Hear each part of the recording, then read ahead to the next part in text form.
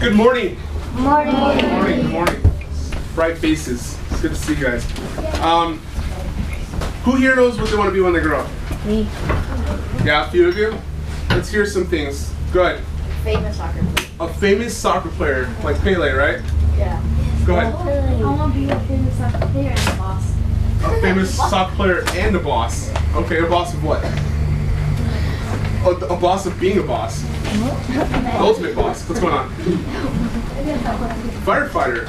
Go I ahead. want to be stable without worrying about something. You want to be stable and not worrying and asking for money. That's not a Can you job. turn that into a profession? Businessman. Good. What's that? A chef. Ooh. I want you to work for me. A doctor and a chef. A doctor and a chef. Good. What do you want to be? Engineer. What do you want to be? Yeah. Police. Who else? Who's got something really, really cool? What you got? Soccer player. A what? Soccer player. Soccer player. How about a computer scientist? A computer scientist. Go ahead. I want to be an architect. An architect. Yes, sir. Doctor. Doctor. Nurse. Nurse doctor. Scientist/engineer. Scientist/engineer. I want to be a type of engineer. Types of engineers. You know what kind? Robotic. Robotic. A professional soccer player. Professional soccer player? Softball. Softball player. Sir? Maybe. Navy. Go ahead. Yeah. Army. The Army. One more. Go ahead. I want to be a lawyer. A lawyer. Great. Now, who here has a profession in mind? Who wants to be something, but they feel that they can't achieve their goal of becoming it? Go ahead and tell me some reasons why. Go ahead. What do you want to be? A chef and a doctor. Why don't you think you can become a chef and a doctor? I can't, well, because business hours Bus- would be brutal. Uh-huh. And I might not get, the right education. The right education. Okay, go ahead. A detective? Well, why can't you be a detective? Because I'm not that smart. I don't know what it's going to be. Okay. Yeah, you're not that. I'm going to look up this. Blue's Clues. Who else has some? Yes, sir. You want to be a soccer player, right? Oh, a firefighter. Because you can't because of your education. What else, guys? Set for themselves. Why not? Because I might not pass the medicine test, like what to use them for. Yeah, medicine test. Go ahead. I might not because I am kind of like alone play. I do a bit things alone, but one of the problems is that I have problems dealing with other teams. So Okay. So we're not very social, right? Yeah. So what you want to do needs to be social, and that's hard for you. What about you? What do you want to be? Basketball player. Why don't you think you could become a basketball player? Because I'm not ready for it. You're not ready for it. What about you? Want to go to the army The Army? Why don't you think you can become a soldier? because I'm not ready because I can't do push-ups. You can't do push-ups? Okay. Well, everything you've done, you've just given me a reason why you can't do something that's so far into the future. And that's being a blockage on your mindset right now. For instance, how many of you have ever liked a girl or boy and too scared to talk to them? Maybe they were too pretty for you, or maybe you're not rich enough. Those are limiting beliefs. These are all limiting beliefs, guys. These are ideas that we have put into our heads unnecessarily to stop us from achieving our goals. So what I'm going to do today is I'm going to talk to you about limiting beliefs and how to break those limiting beliefs and obtain our goals. But first I want to kind of give you a background of who I am. I was born in Alabama. I was raised everywhere else. And so I spent a lot of my youth going from different elementary schools to different elementary school, different middle school to different middle school, and high school and high school. And so my thing was that I had to learn how to adapt to learning with people. Okay, I learned early on in my life how to get along with different types of people. So when I became when I finally got into high school, I learned that between playing sports, I played basketball, baseball, football, volleyball, t-ball, and then interacting with probably 800 different kids in my youth, I learned that that was what I was good at. But when I was your age, I knew I wanted to be an architect. But I didn't know how to draw. I was pretty bad at it, okay? But I knew that I wanted to build buildings. And I knew I wanted to draw buildings and do something with buildings. But in high school, I found out and I realized that I wanted to build sets. Sets for plays, sets for movies. And I'd seen movies when the first Jurassic Park came out and Titanic, the sets were so amazing that I wanted to do that. And I was in Culver City at the time, and so I was able to intern for Nickelodeon, and Sony Pictures was there, and so I had the capability of doing that. But after high school, I joined the Marine Corps, and I spent 10 years in the Marine Corps, and I loved it.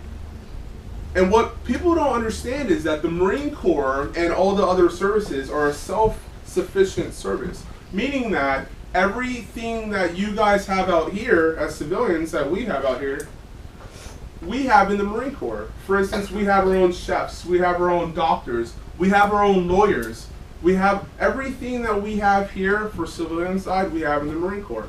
So that means that when you enlist in the service, you're given an MOS that you have to learn the trade in, okay?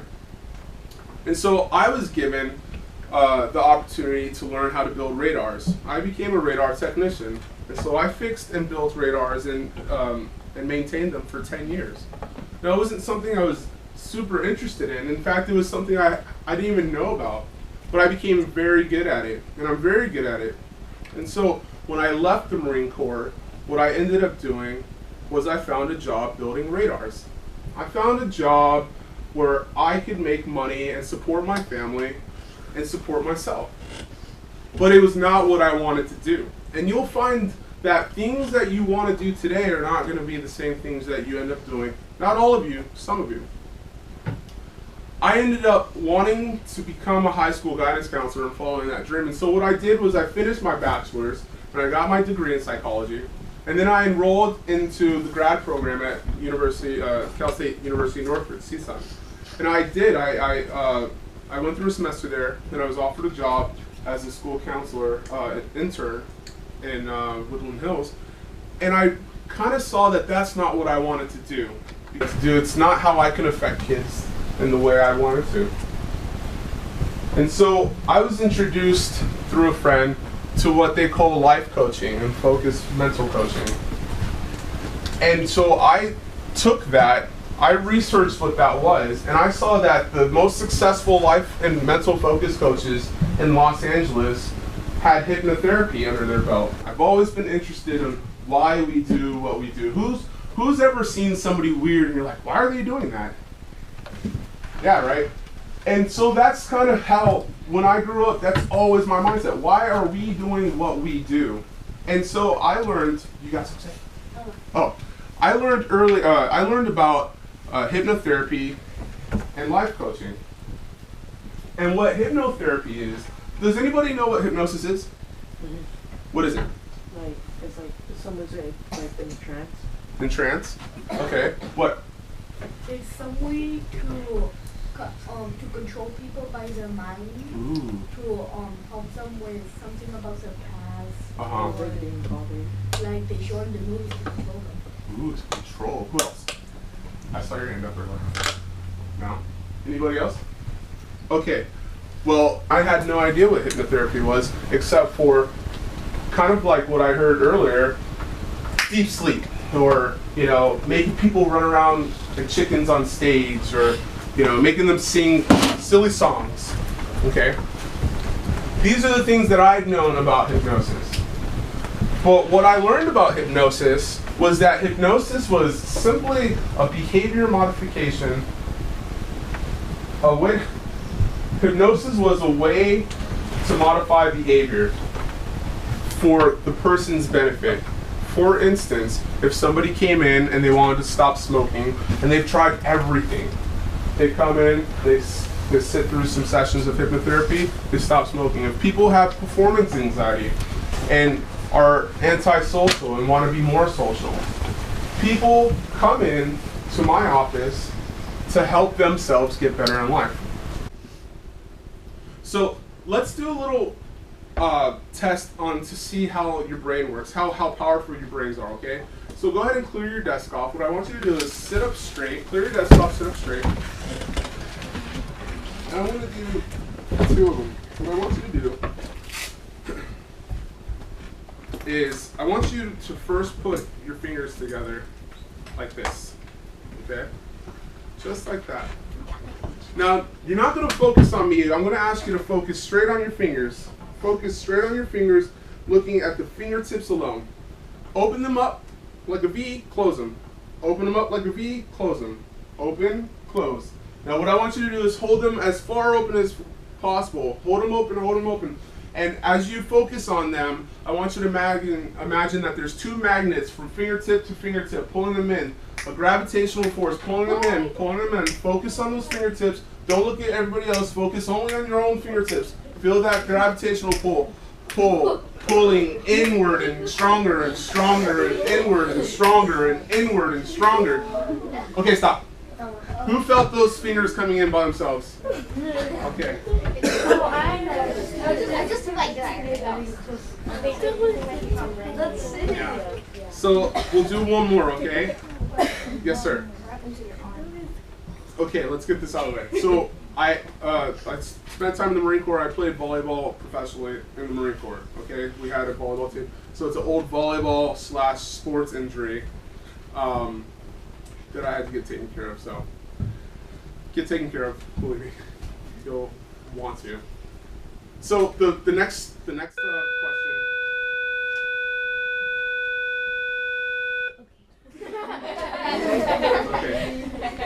Okay. The next test we're going to do is this, okay? I want you guys to put both arms straight out in front of you, just like this. Straight out in front of you, up in the air. Okay? Both arms. Don't copy me. Okay. So what I want you to do with both arms, I simply want you to focus on your own arms, paying attention from your fingertips, studying what your own hand looks like down to your wrist, studying what your hands look like down to your elbows, paying attention to you and you alone, okay? And when you get a good picture of what it looks like, go ahead and close your eyes. Close your eyes. Remembering what your arms look like. Imagine that I put an empty bucket in your left hand, and imagine that I'm tying a big bunch of balloons to your right hand that we just went on a carnival. And imagining that, I want you to imagine that I'm pouring water into that bucket, making that bucket heavier and heavier and heavier and heavier and heavier. And that big bunch of balloons is pulling that arm up higher and higher and higher and higher. And imagine heavy and light, heavy, heavy, heavy, light, light, light. Pause! Pause! Look around, look at your friend's arms. Shake it out, guys. Shake it out. That's the power of suggestion, okay? Go ahead and shake it out. That's the power of suggestion. Now, if you took the small exercise seriously and you looked at your hands, what you did was you imagined yourself doing something that wasn't actually there. Some of you actually imagined those balloons tied to your wrist, pulling it up lighter and lighter and lighter. And some of you imagine those buckets pulling your hands down heavier and heavier and heavier. Now that power of suggestion is powerful, and we'll get into that. Okay. What happened was that the suggestion that I put into your head, imagining that there was an empty bucket that I was pouring water into, just some of your brains were like, okay, this is happening. You imagined that was happening, and some of you imagined that the balloons were pulling your arms up. And what that is the power of suggestibility. We are suggestible to everything. We are always in a state of hypnosis, okay? You can shake out your arms, don't worry. We're always in a state of hypnosis. If you're watching TV and you get kind of sucked into your favorite show, that's hypnosis. When you're playing video games and you can't hear your parents calling your name for dinner, that's hypnosis. When you actually believe, when you were playing house and doctor when you were kids and pretending, even today, when you're pretending, that is a state of hypnosis, and that's a focused state of mind.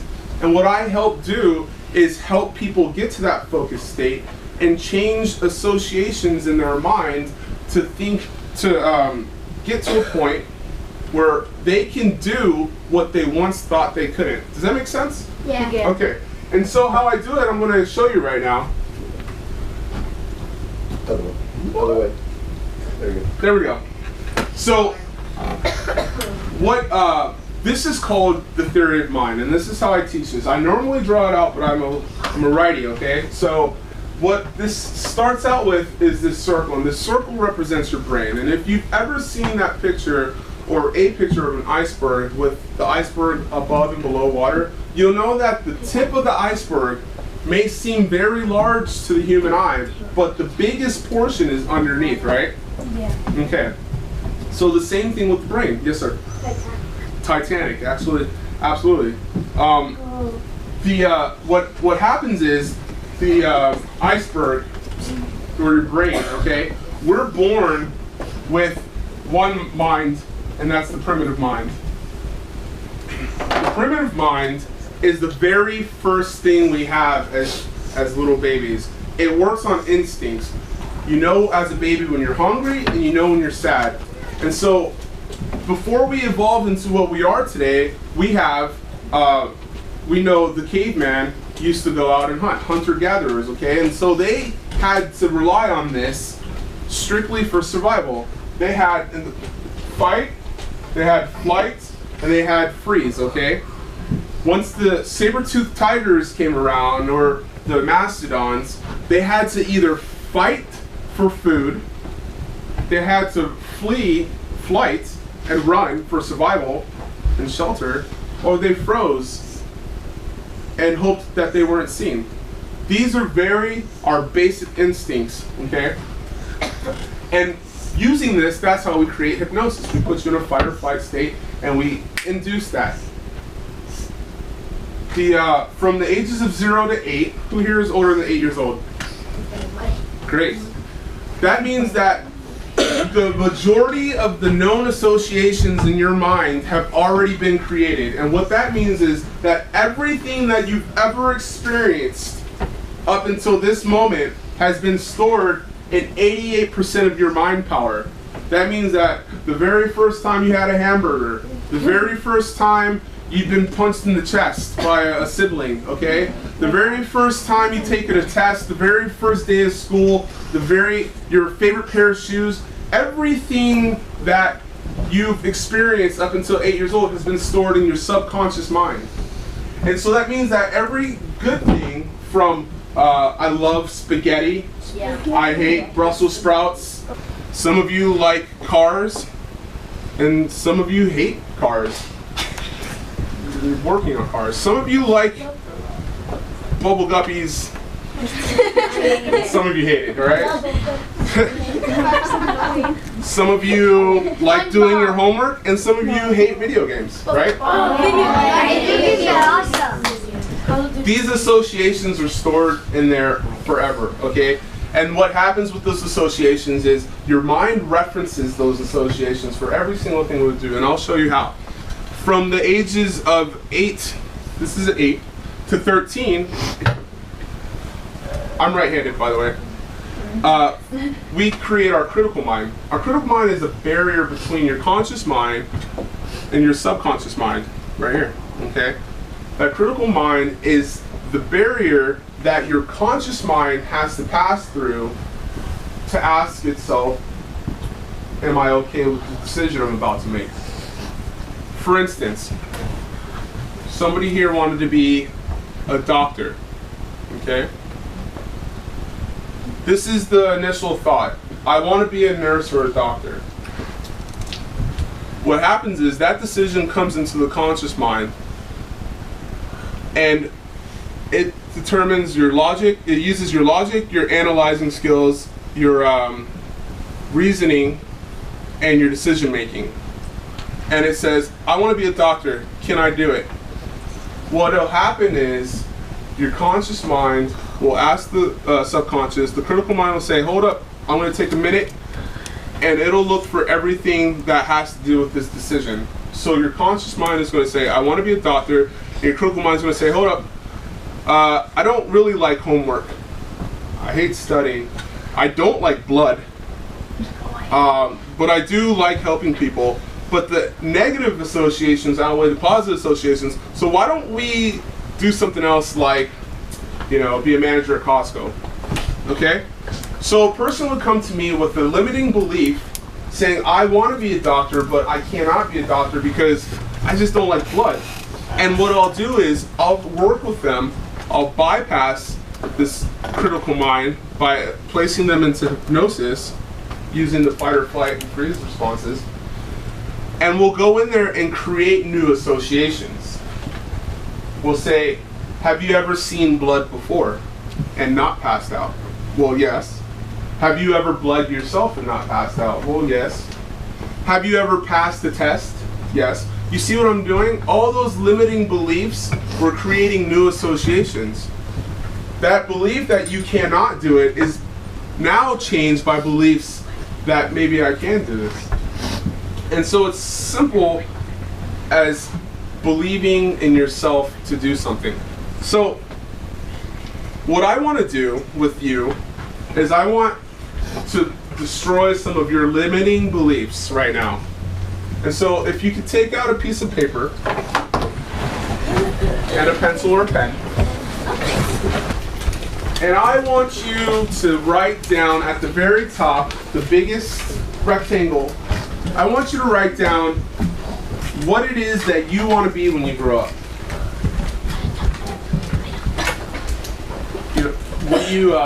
What do you like to do now? What are you interested in? Video games. Is that what you want? Didn't you want to be the boss of bosses? No. Write down something you're interested in. Or it could be like a video game. Okay. Video game technician, engineer, yeah, absolutely. Game designer. Game designer. Write down at the very top what it is, what you want to be when you grow up. For instance, on my paper, I want to be a politician. Okay? So at the very top, I would write down politician. Don't write down politician. This is for you guys, okay? This is just my example. Unless you want to be a politician. What's a politician? Like Obama's a politician. The mayor, Oh. the governor. Would you guys know that? I'm not going to be a politician. So everybody go ahead and write down what you're going to be. I see some of you still have it. And what I want you to do under that is I want you to take some spaces, write the numbers 1, 2, and 3, and give yourself about 5 lines under the number 1, 5 lines under the number 2, and 5 lines under the number 3, okay? Bless you. And this is for you. Don't worry if everybody else How many is. lines? Just 5, just give yourself some space. How many numbers are there? 3, just 3. 1, 2, and 3. Give yourself some space. And on those numbers, I want you to write down 3 things that you think politicians need to be good at or need to be successful, okay? For example, if I want to be a politician, I might need to know the laws, right? Right? I'd also probably have to be good at public speaking, correct? And I also might need to have a suit, right? So take some time and write down 3 things that you might need to be good at or own to be that profession you put up top. Let me know if you need help. Yep. So,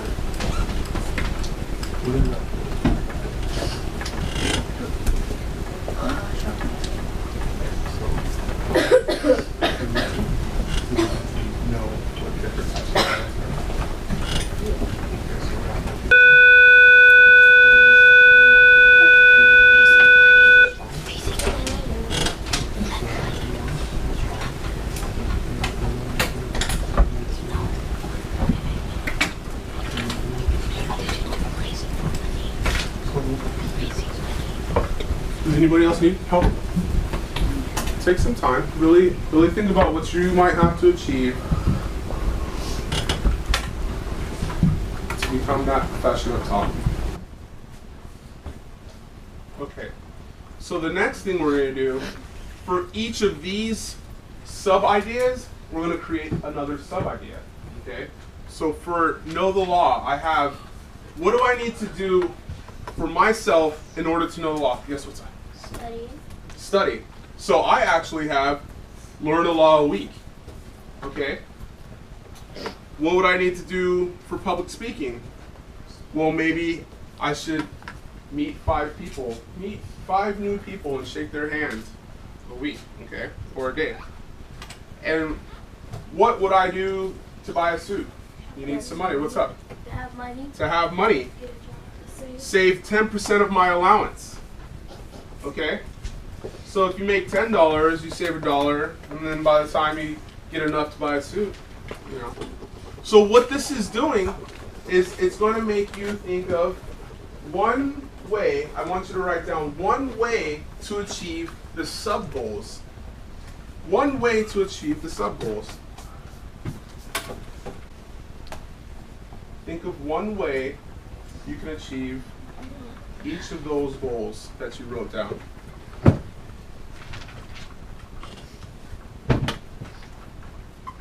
Yes, sir. For doctors, how do they practice surgery? Practice surgery. You have a science lab here, right? That you dissect things. Yeah. Yeah. So you can do that. We all have YouTube and Google now at this point.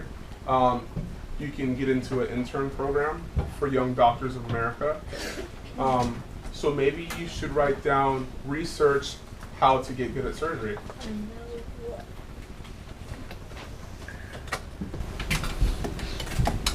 Yes, sir.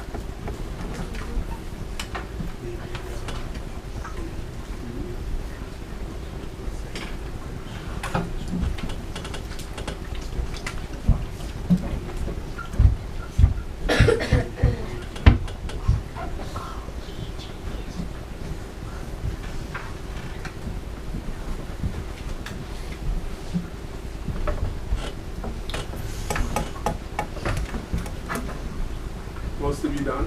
Take a couple more seconds, guys. I see some really good ones out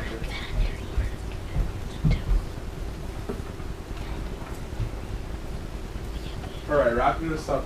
So, what we did, guys, to explain what just happened, as you, or some of you are going to continue to wrap this up, but as we see what happened is, we've set a goal. This is my main goal, right? Whatever profession you put in that top piece, that is your goal. And if we break this down by a timeline, this would probably be my long-term goal. My, let's say, a year or 5 years. This is my long-term goal. Put some time on it. That means that this is the years. These initial sub-goals would be by month. And then these goals under those sub-goals would be by week or daily. And you can break it down like that. And if you break it down to something that's manageable and obtainable, you can achieve what you believe. All right?